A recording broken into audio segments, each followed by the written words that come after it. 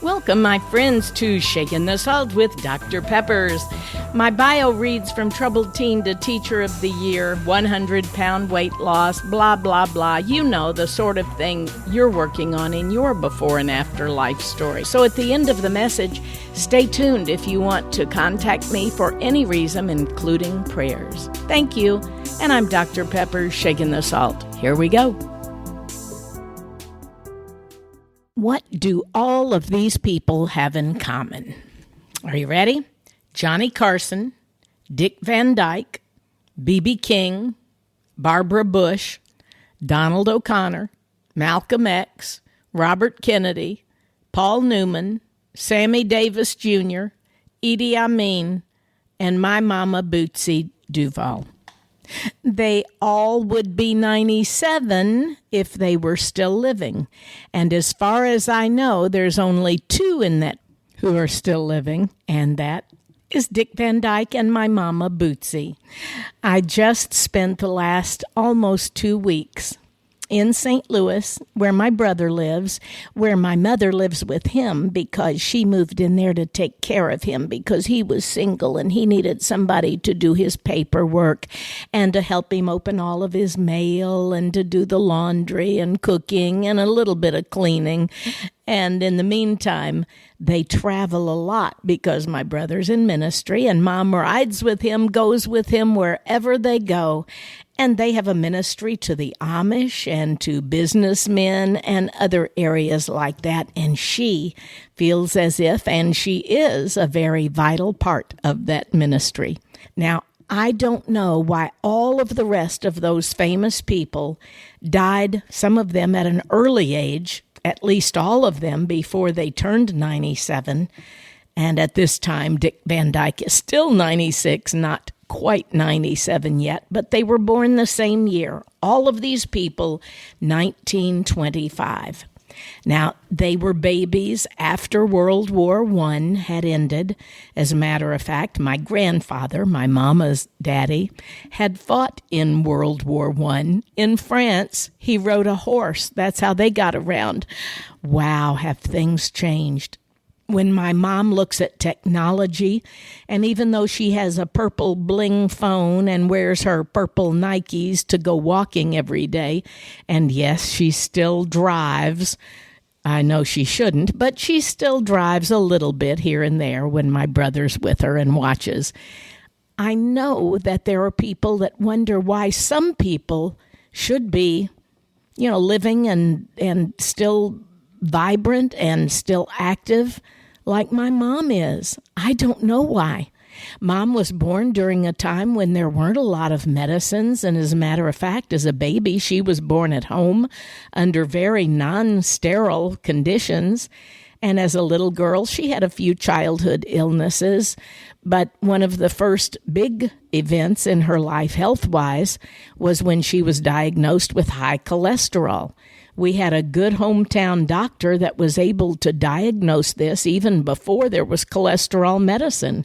She used to drink this gritty, sandy type, whatever it was, that cleaned out her cholesterol, but he knew beforehand that this was something that would be a common rage of the future. Now it's in pill form, thank the Lord for that, because I too have high cholesterol, perhaps inherited from my mom, I don't know. When she thought she was expecting her fourth child, because she had had an RH factor, which is rare today, pretty well taken care of, she used to go back to Memphis, Tennessee to have her babies because that's where her mom lived, and she wanted to be with her to take care of the other kids and just to be there with her mom. So all of us were born in Memphis, Tennessee, and she thought that was her fourth child that was being born there as well. Well, it turned out she had a tumor that needed to be removed, and because they thought she was pregnant, had she not been able to get into a very fine quality hospital at the time, who knows? She could have died then. She could have died in childbirth, as many women did back in the 40s and 50s. But the one thing that I do know for sure, she has certainly survived other things during her lifetime. For instance, When she was 85 years old, she was diagnosed with breast cancer. And because of her age, they didn't do a radical mastectomy, but instead removed the lump, the cancer part, and when there was still some left, had to go back and do some more. But she did 5 years of radiation and chemotherapy combined. And today, 12 years later, she is cancer-free and in perfect health. She walks every day in her little Nikes. As a matter of fact, on her birthday, we rented a three-wheeler, and Mom and Duke and I rode all the way, not drove. Duke and I did the pedaling, Mom didn't. But all the way around Creve Coeur Lake, which was about an hour-long ride for us on the bicycle. It was a lot of fun. It was energizing. We, of course, been out to dinner. She has no dietary restrictions. She doesn't really exercise, but she watches what she eats and she tries to take care of herself. I know that for many people, as they grow older, they don't have appetites. And so Mom has lost down to 120-something pounds. She used to be 140 or so most of the time I was growing up. That's what I wanted to be, was about 140, and instead I was 100 pounds heavier than that at one time. So my mom has pretty much become my hero and my role model. I am so aware that many, if not most of my friends no longer have their moms. They have passed away, some of them when they were very young. And I understand that it must be torturous on Mother's Day and other events where you miss your mom so much that you can hardly stand it. So I have learned through the last 10, 20 years to really cherish every day, every time I have with my mom. I call her every day at noon and we chat a little bit, and we have a weekly Bible study that we do for a couple of hours on Thursdays, and other events, of course. We just chat and laugh and reminisce. But the best part of all of this is that I know I will have all of eternity with my mom.